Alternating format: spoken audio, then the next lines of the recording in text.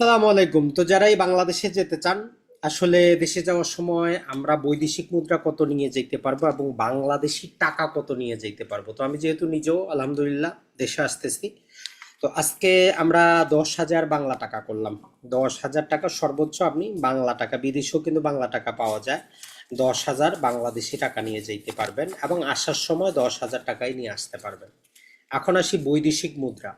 এখন সেটা যে দেশেরই হোক, তো বৈদেশিক মুদ্রার ক্ষেত্রে যেটা হয় সেটা হচ্ছে যে ডলার কনভার্ট করা হয়। ডলার হিসাবে আপনি 10,000 ডলার পর্যন্ত কোনো প্রকার ঘোষণা ছাড়াই নিয়ে যেতে পারবেন। এর বেশিও নিয়ে যেতে পারবেন, তবে বেশি নিয়ে গেলে আপনাকে ঘোষণা দিতে হবে। এটাই হচ্ছে পার্থক্য, আর কিছুই না। তাহলে বিদেশ থেকে আপনি বাংলাদেশি টাকায় ম্যাক্সিমাম 10,000 টাকা কনভার্ট করে নিয়ে যেতে পারবেন, আর বৈদেশিক মুদ্রা যত খুশি তত নিতে পারবেন। তবে 10,000 পর্যন্ত নিলে কোনো ঘোষণা দিতে হবে না, 10-এর বেশি নিলে ঘোষণা দিতে হবে। আর যখন বাংলাদেশ থেকে দেশের বাইরে আসবেন, বাংলা টাকা 10,000ই। পাশাপাশি বিদেশে খরচের জন্য একজন বাংলাদেশি নাগরিক যারা প্রবাসী না, এনআরবি না, এদের জন্য 12,000 টাকা, 12,000 ডলারের একটা কোটা আছে। মানে এক বছরে আপনি সর্বোচ্চ 12,000 ডলার দেশের বাইরে খরচ করতে পারবেন। এর মধ্যে আপনার 5,000 ডলার পরিমাণ আপনি নগদ ডলার নিতে পারবেন, বাকিটা আপনাকে ব্যাংকের মাধ্যমে নিতে হবে।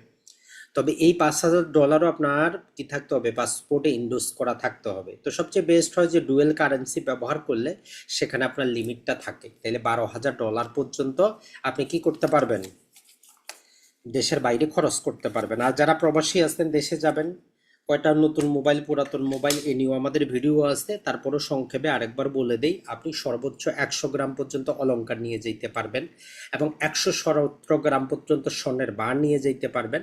তবে প্রতি ভরিতে 5,000 টাকা করে স্বর্ণের বারের ক্ষেত্রে আপনাকে কি করতে হবে, ট্যাক্স দিতে হবে। মোবাইল আপনার পুরাতন দুইটা এবং নতুন একটা, টোটাল আপনার তিনটা। পাশাপাশি প্রবাসী হইলে আপনি আরও একটা, টোটাল 4টা মোবাইল নিয়ে যেতে পারবেন। টেলিভিশনের ক্ষেত্রে 29 ইঞ্চি পর্যন্ত ফ্রি, এর উপরে চার্জ আছে, না নিয়ে যাওয়াটাই ভালো।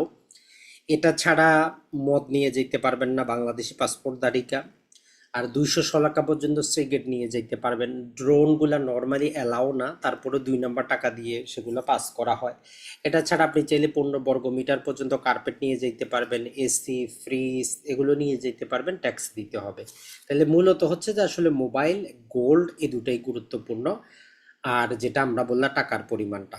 তো ভালো থাকবেন, সুস্থ থাকবেন, দেখা হচ্ছে তাহলে বাংলাদেশে। আসসালামু আলাইকুম।